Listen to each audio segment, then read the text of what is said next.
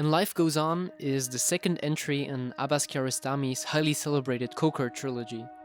It follows the director's attempts to relocate the boy protagonists from Where's the Friend's House after the 1990 Manjil root bar earthquake that left 40,000 deaths and 500,000 without shelter. According to scholars, this incident might be the most damaging event to date in the history of the country. Kiarostami draws a portrait of the catastrophe's aftermath whilst exhibiting Iran's unwavering potential for resilience and for self-determination in the face of crises, all of which is encapsulated in the work's 10-minute exposition. The movie opens with one extended shot lasting well over 70 seconds. The camera is placed inside a toll booth of some grand highway access without a defined subject to hold on to. A faceless worker collects fees as commuters drive by, and right away we are introduced to Kiarostami's classical filming technique. Stationary cameras, drawn out, contemplative shots, containing either an intimate cast of figures or masses of anonymous background actors. It is here that we encounter our nameless protagonist, his son Puya in the back of a shabby Renault 5. This green minivan will be the main setting for the movie's events. To the director, automobiles have a unique ability to visually vehiculate ideas. As seen in Taste of Cherry, cars have to be understood as extensions of the driver's personality, motorizing his interior conflicts. Even if the journey's motive is unknown for now, we learn that they have tried and failed to reach Root Bar the day before. As the vehicle sets off, and with it the narration, sequences considerably pick up in pace while retaining a meditative rhythm. Car honk and ambulance sirens fade for the environmental hum of rubber on concrete. This new calm allows for a dialogue between our two main figures who discuss the recent events. The vehicle is to be taken as an allegory, transports two opposing apprehensions of the earthquake. First, Puya is evidently unable to take in the cultural impact of the catastrophe. He asks his father, Baba, بله. وسایل امدادی یعنی چی؟ مجازن که عبور کنن یعنی ما نمیتونیم عبور کنیم. We observe the son gradually awakening to the reality of the situation through the medium of his father.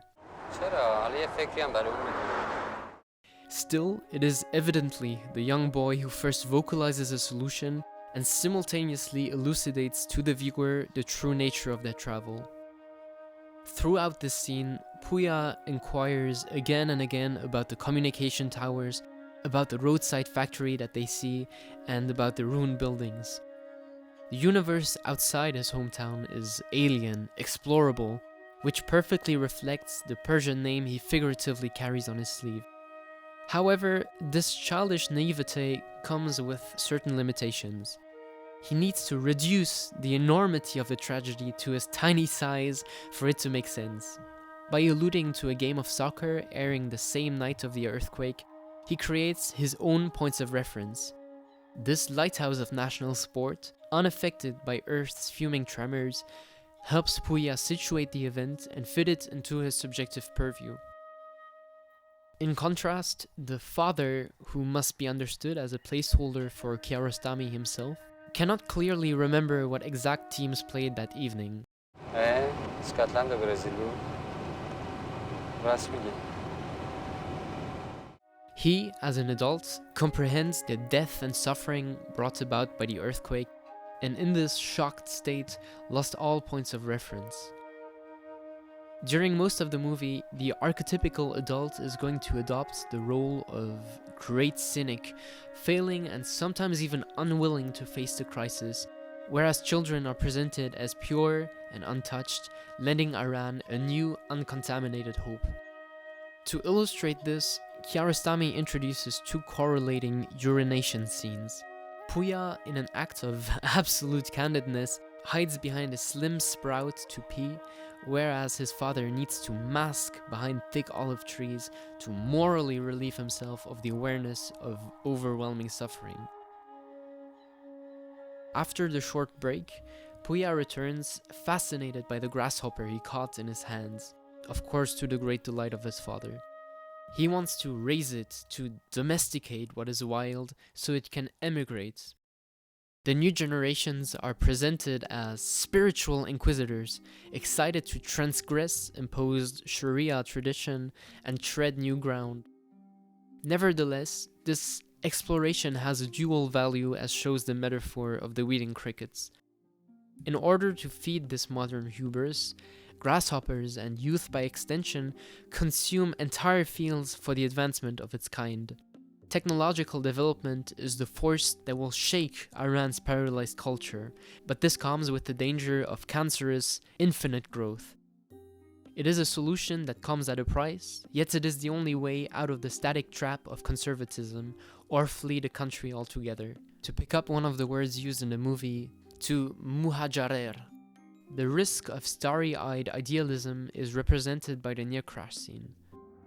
Opposed to this, we have the realm of ancestry, old-fashioned and stigmatizing, but living in harmony with God and nature.